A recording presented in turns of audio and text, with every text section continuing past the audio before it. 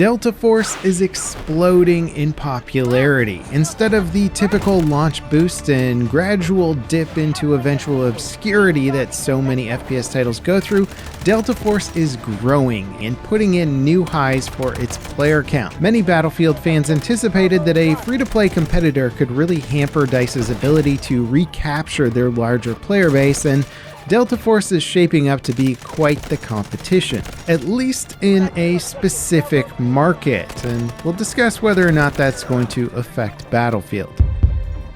Now, if you've seen my past Delta Force videos comparing Battlefield 2042 and this game, you'll know that there's a pretty extreme amount of quote-unquote overlap between the two games. In fact, it's fairly obvious that Delta Force was built to be a Battlefield clone, and 2042 was clearly the main inspiration for a lot of the game's design, along with a bunch of Call of Duty weapon animation ripoffs as well. From the UI to the operators to the general look and feel, at a glance you might think you're looking at Battlefield 2042, which I think confused myself and many other players at the time that if you're going to copy a Battlefield game, why are you copying 2042, which is generally looked down upon as one of the least favorite entries in the franchise? But against what appeared to be better judgment, Delta Force has built an incredibly popular game by following in the footsteps of a not so popular game. I wanted to figure out if I could pinpoint the secret sauce of Delta Force, so I had to jump back in. Now, of course, it's been a while since Delta Force launched, and jumping back in, I can't say that my experience was wildly different from the first times of playing the game. Many of the things that I thought it did well, it still does well, and many of the things that I wasn't really enjoying as much, well, they're still usually a factor in this game, though it has improved a lot. Weapon balance changes was one of the biggest things I noticed right away. It was kind of wild just how mediocre so many of the weapons felt when I was using them without any upgrades. Their starting time to kill and recoil were borderline punishing compared to a kitted out gun. They're just objectively worse to a pretty high degree until you unlock most of their high tier attachments to configure them better. And some of those configurations are honestly a bit absurd looking. I found a guide that recommended the QBZ with 3 purple laser sights equipped, and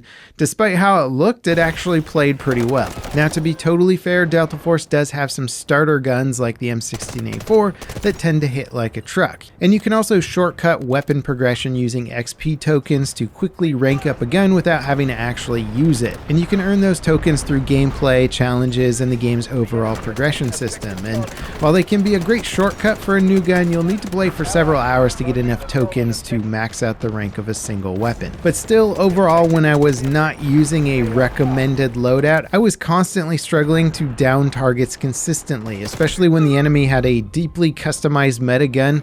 I could absolutely feel the discrepancy in firefights. And while this is something that I felt has changed in Delta Force since the game launched, it's definitely a shared feature in both Battlefield and Call of Duty games. It's literally one of the main driving forces to play and progress your guns and gear. But it does feel a bit heavy-handed, really locking you into kind of a mandatory progression system for all the weapons before you can really start feeling like you're on a fair playing field. Now, progression and monetization has also grown a lot since the last time I played, and unfortunately it's grown into a big convoluted mess that one might expect from your typical free-to-play mobile title. Certain attachments and other gameplay items will be locked behind missions that you need to accept and complete, but you can only have one active at a time, and the missions are often tedious things like play X rounds on a certain mode. So there's just a guaranteed time sink to unlock those things rather than encouraging you to play in a certain manner or play well or help out your teammates. It's also really hard to keep track of the rewards and where to collect them all. It's literally one of my least favorite things in any sort of user experience, is having to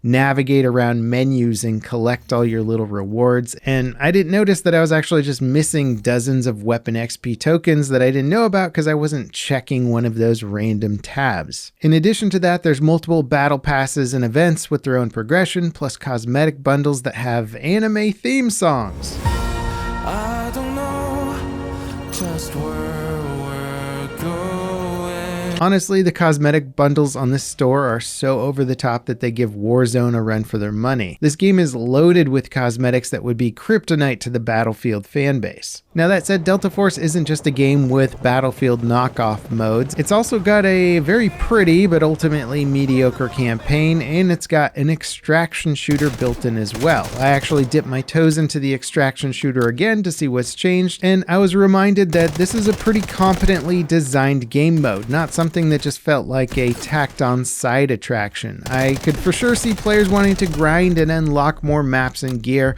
for the extraction alone. I was curious, so I did a YouTube poll, and it looks like my audience at least plays Delta Force for the Battlefield mode more often, which isn't a huge surprise given my audience, but I am curious if this percentage is reflective of the larger player base as well. And naturally, there was a ton of comments pointing out that they never really played it because it just felt like it was a knockoff Battlefield game, or they played it a little and lost interest pretty shortly after launch, which honestly was my experience as well. So after seeing that Delta Force was on an upward trajectory, I had to jump in and see what changed, and after playing it a bit, I was left, at least initially, a little bit confused by its somewhat meteoric rise. Which is not to say that I don't want Delta Force to succeed. I would never root for a game to fail that other players are legitimately enjoying. But I've also been covering game news for a long time, and I can see how swiftly players react to what's fun and what's mediocre, and they tend to drop mediocre products very fast. So I look at Delta Force kind of as a Battlefield fan, and from that perspective, it's not really bringing much of anything to the market that Battlefield doesn't already offer, and often does better in its own games. Delta Force still has mixed reviews on Steam, which generally reflects my opinion of the game as well. It's not a bad game, it's just hard to get excited about when I've got a decade of Battlefield titles I can boot up at any time that kind of do most of the experiences I'm looking for better. But I do have a few theories about Delta Force's rising popularity. First of all, it's hard to ignore free-to-play. For $0 down, there's a lot of game here. Even if it is a janky progression chaos version of Battlefield, it is still free. It's been free from day one, it's free right now, and according to Steam metrics, I think they've had well over 3 million downloads, which doesn't include all the different launchers in different areas of the world that this game runs on. Delta Force's peak player count also spikes in the evening gaming hours in Russia, China, and Southeast Asian markets. And those gaming markets tend to gravitate a lot more heavily toward free-to-play titles, and in fact it's become a popular business strategy in China, putting a bigger emphasis on growing your customer base versus growing your profits. Grow your customers as fast as possible by offering a comparable product at a significantly reduced price, or free in this case, and after you obliterate your competition, you now control that market. There's quite a few instances of this occurring in many markets outside of gaming, but Delta Force very much feels like this same strategy. It's a very expensive game to produce with a lot of content all being offered for free.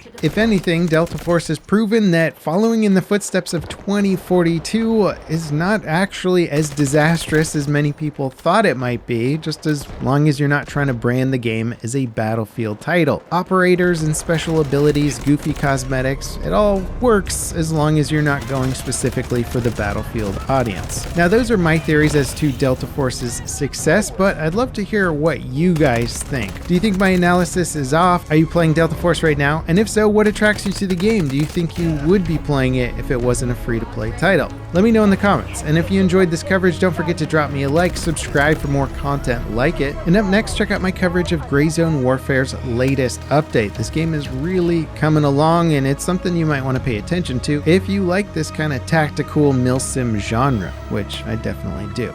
As always, guys, thanks for watching, and I'll see you next time. This is Level Cap, signing off.